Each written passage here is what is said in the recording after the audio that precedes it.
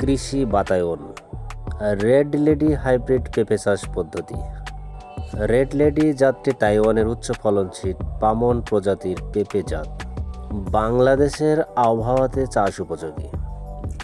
আমরা সাধারণত আশ্বিন অর্থাৎ সেপ্টেম্বর, অক্টোবর, পৌষ, ডিসেম্বর, জানুয়ারি মাসে পেঁপে বীজ বপন করি। চারা লাগানোর পর নতুন পাতা আসলে ইউরিয়া ও এসপি সার প্রয়োগ করতে হয়।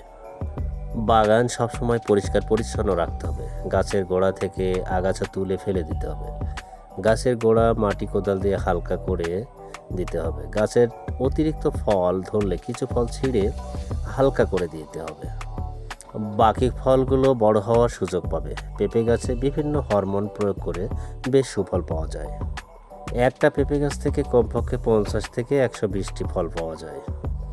চারা রোপণ করতে হলে 2 মাস বয়সে চারা রোপণ করতে হয়। সারি সারি 2 মিটার পর পর একটি চারা গর্ত আকার করে চারাটা রোপণ করতে হয়। 15 দিন পূর্বে গর্তের মাটিতে সার মেশাতে হবে।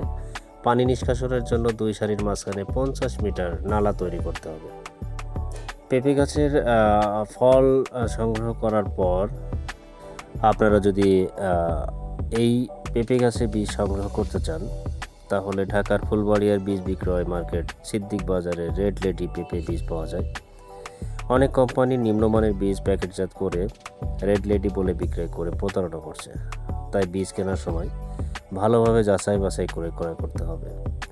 চায়নায় এবং তাইওয়ানে রেড লেডি বীজ পাওয়া যায়, তবে তাইওয়ানের বীজের ফলাফল অনেক ভালো, তাই তাইওয়ানের বীজ ক্রয় করাই উত্তম।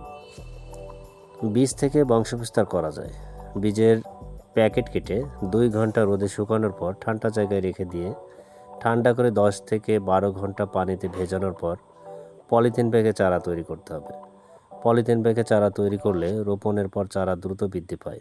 5 থেকে 6 সেন্টিমিটার আকারের ব্যাগে সমপরিমাণ বেলে দোআঁশ মাটি